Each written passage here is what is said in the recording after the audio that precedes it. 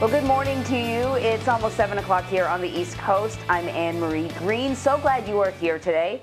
President Biden and Vice President Kamala Harris will make a push for voting rights legislation while visiting Atlanta, Georgia today. They are hoping Congress will be able to pass 2 new voting rights measures by next Monday, which is Martin Luther King Jr. Day. But some voting rights advocates are skipping the president and vice president's speeches today, dismissing the visit as a mere photo op. Well, Laura Podesta has the details. Laura, good morning.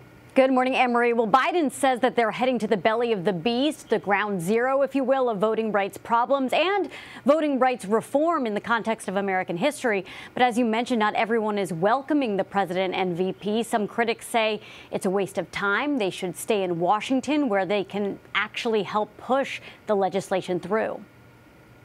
The commander-in-chief and VP head south today to send a message about the future of America's democracy. Speaking in Atlanta, Biden and Harris are expected to push for passing federal voting rights legislation by next Monday's Martin Luther King Jr. holiday. The president will forcefully advocate for protecting the most bedrock American rights. The measures include national election standards, a national voter ID standard, same-day voting registration, and reducing big money in politics. Democrats are also hoping to pass a key tenet of the John Lewis Voting Rights Advancement Act, which forces states with a history of discrimination to clear any potential changes to election laws with the Justice Department. Many Republicans oppose more federal power over elections. They've created a false narrative that somehow states in 2020 and in the past couple election cycles that are not capable of running a fair election. The day that you take power away from states to run federal elections is the day that America fundamentally changes in terms of how you vote. President Biden has suggested he'd be open to changing Senate rules to allow bills to pass with a simple majority, a change that worries some Democrats. We just need to be very cautious what we do. I'm hoping that we can come to an agreement to fix things.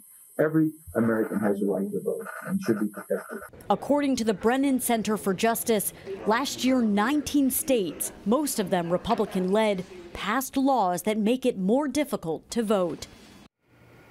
President Biden and Vice President Harris are also planning to lay a wreath at the burial place of Dr. Martin Luther King Jr. in Atlanta today and pay a visit to the historic Ebenezer Baptist Church, where Dr. King served as co-pastor. Anne-Marie.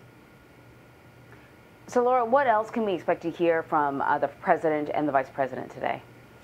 Well, you know, 2020 was the first time, as you know, Anne-Marie, in years that Georgia was flipped blue for Biden. So I'm sure that we'll be hearing words of optimism that anything is possible when it comes to the voting rights legislation.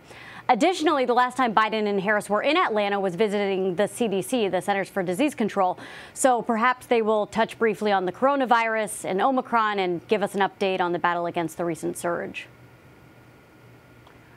You know, thus far, the administration has not been very successful with police reform, has not been very successful with a social spending agenda. How likely are these voting rights measures to pass by Monday with this self-imposed deadline?